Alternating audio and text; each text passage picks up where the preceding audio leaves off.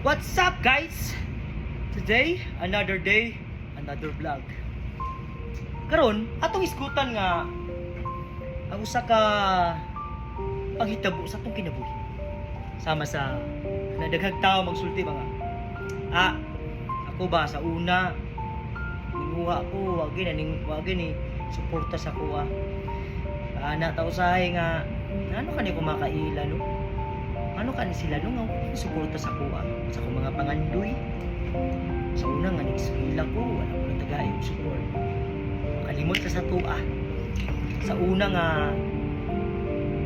wala pa ko ka abot sa akong pangandoy ug sa akong nahuman karon. Wala gid sila kaila sa kuha karon kay naa na ko diri. Makaana sila nga hindutan nimo dungoy. Pero usahay ba, di lang nato kalimutan nga kana sila nasa lain nga kinabuhi. Kita nasa tay kagaling kinabuhi. Sila nasa sila ilahang goals. Kita nasa to ato ang goal. Mo lang dili ta mahibulo nganong di sila ka hatag og full support sa tuwa. Kay ngano nasa sila kagalingon ilang gustong may tabok silang kinabuhi. We are sending in this world by our own. So, ang kaluwasan kung ingon pa nila, iyahay. Mao na ang pagkaabot sa imong pangandoy, iyahay. Imani ang imong kinabuhi usara ayaw o panghilabot sa uban kay gitagaan kang imong kagalingong kinabuhi. Nakay kagalingong goals.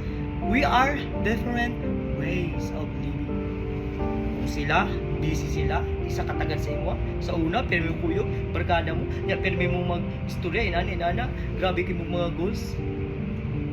Ayaw lang tawa, tanawa kung isa sila karon. Yung ano magpa-realize mo, maoday di ka suporta kung amigo sa kuha, kay busy na kayo sa siyang pamilya. Ay maoday sila, tiya, tiyo, uncle, auntie, wak suporta sa kuha, kay naslay mas di hatag o importansya. Siyempre, gusto ni pamilya. Ikaw, nakay mong kagalingong pangandoy.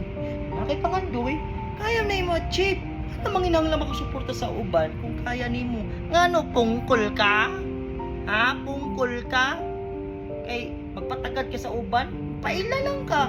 O na, ikaw, pagluluod, kung di ka suporta sa imo, ang imong mga kaliwat. Kaya ngano, ay lahi itaog, pangandoy lang na itag pangandoy sabot ka ano ha kun karon. Oh my